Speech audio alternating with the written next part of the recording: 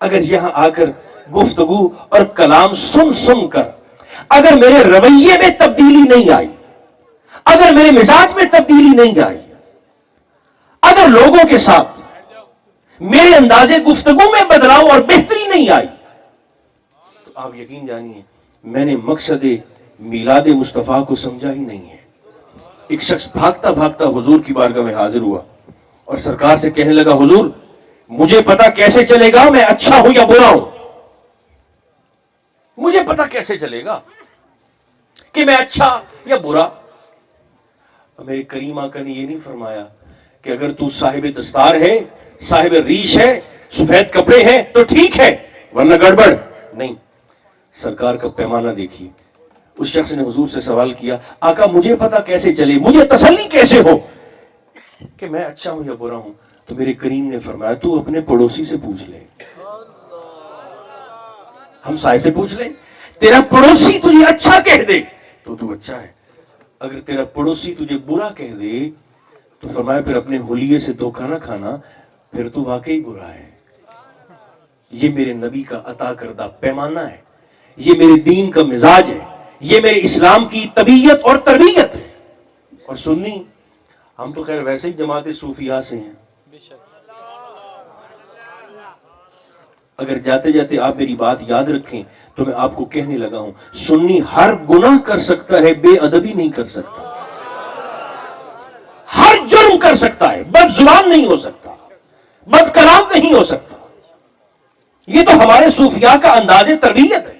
صوفی ڈنڈا نہیں مارتے، صوفی تھپڑ نہیں مارتے، مکہ نہیں مارتے، سختی نہیں کرتے، حکمت کے ساتھ بات ایسی سمجھاتے ہیں کہ پھر موت کی ہچکی تک وہ بات دل سے کھرچی نہیں جا سکتی۔ خواجہ محمد یار فریدی، بات میرے ذہن میں آ گئی بس آخری، خواجہ محمد یار فریدی آپ ایک مرتبہ نا صحرائی دیہاتی علاقے تھے تو آپ بیٹھ کر خطاب فرما رہے تھے۔ صوفیاء کا انداز تربیت دیکھیے، لوگ ایسے ہی حاضر تھے آپ کی مجلس میں، دو کتے کہیں سے لڑتے لڑتے آ گئے، مجلس میں داخل ہوئے تو بشری تقاضے ہیں، لوگ تتر بتر ہوئے، اٹھ کے بھاگنے لگے، کتے تھے لڑتے لڑتے چلے گئے، لوگ پھر سے بیٹھ گئے تو خواجہ صاحب نے اپنا خطاب پھر سے شروع کیا۔ آپ فرمانے لگے، لوگوں جانتے ہو یہ لڑتے ہوئے کتے بھی تمہیں نصیحت کرنے آئے تھے۔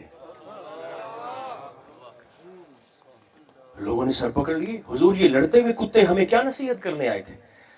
تو خواجہ صاحب کا انداز تربیت دیکھیے، آپ نے فرمایا یہ دو لڑتے ہوئے کتے تمہیں یہ بتانے آئے تھے کہ لڑنا ساڈا کام ہے،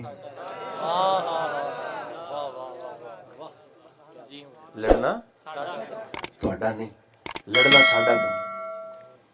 تو بندہ میلاد کے اندر بھی بیٹھا ہو اور بد زبان بھی ہو، مزہ نہیں آتا۔ بندہ سرکار کے میلاد کے اندر بھی بیٹھا ہو اور پھر بدمعاش بھی ہو، بد کردار بھی ہو، تنہائی اس کی پاکیزہ بھی نہ ہو، یہاں تو ہم سب بلے بلے جاتی ہے، اشتہار بھی لگ جاتے ہیں، واہ واہ بھی ہو جاتی ہے، نعرے بھی لگ جاتے ہیں۔ اصل میں سرکار کے غلام کا معیار یہ ہے کہ اس کی تنہائی پاک ہو،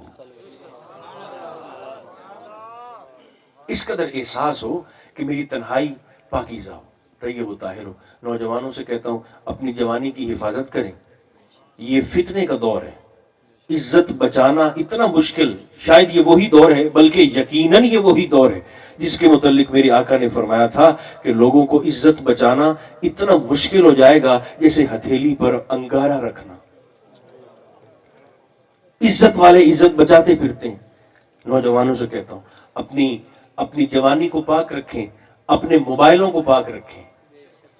جو سب سے بڑا فتنہ ہے اس دور کا، سب سے بڑا فتنہ وہ یہ موبائل ہے، وہ یہ انٹرنیٹ ہے۔ آپ اسے بہتر انداز سے استعمال کریں تو یہ بچا بھی سکتا ہے، آپ اسے گڑبڑ کریں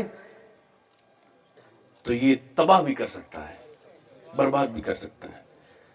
تو اپنی جوانی کو اس گھن سے محفوظ رکھیں، اس گھن سے محفوظ رکھیں۔